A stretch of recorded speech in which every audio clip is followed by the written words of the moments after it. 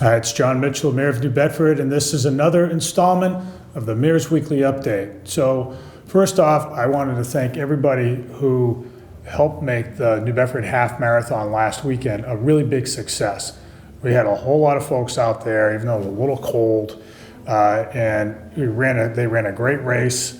Everybody was excited. I got to meet the winners. They were fabulous. They did a great job. And I met a whole lot of volunteers and runners who really just had a terrific experience out there on the course and who got a chance to go out in the city afterward and really enjoy themselves. And we always hope when people do that, they go back and tell their friends and bring more people next year to our city.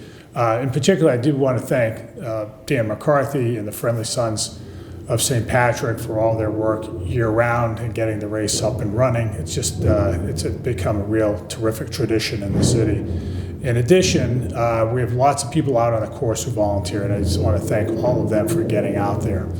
So all in all, a good race, and we're already starting to get ready for next year. The next thing I want to say is just in the way of a heads up for people. So street sweeping is going to start really soon in the next couple of weeks, and I wanted to give people a heads up about that, just because in those areas that are subject to sweeping, and you see the signs up in those places, cars might get ticketed or even towed. So I just want to give everybody the heads up that that's going to start. The information about when and the schedule and all that is going to be on the city's website. So if you could take a look for that, let your neighbors know so that nobody gets a ticket. We would strongly prefer, the city would strongly prefer that 0 people get ticketed. Well, we've got to clean the streets. Residents deserve clean streets, and we've invested a great deal of money in those street sweepers and the time it takes for the city to get everything cleaned up. So it has made a big difference in the city. So we want to make sure we do that effectively.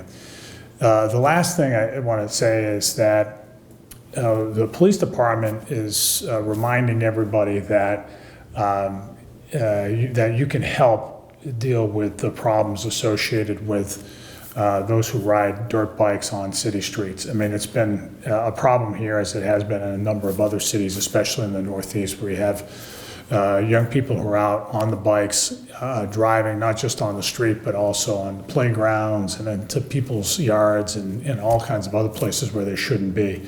They're illegal bikes.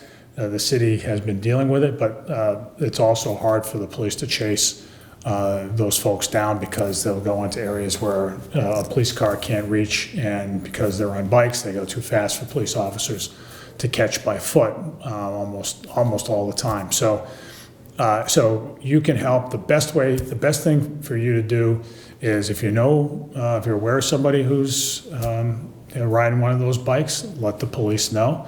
If you know where those bikes are garaged, and they are garaged in places, let the police know. The police can be in a position to act on those things if they have that information.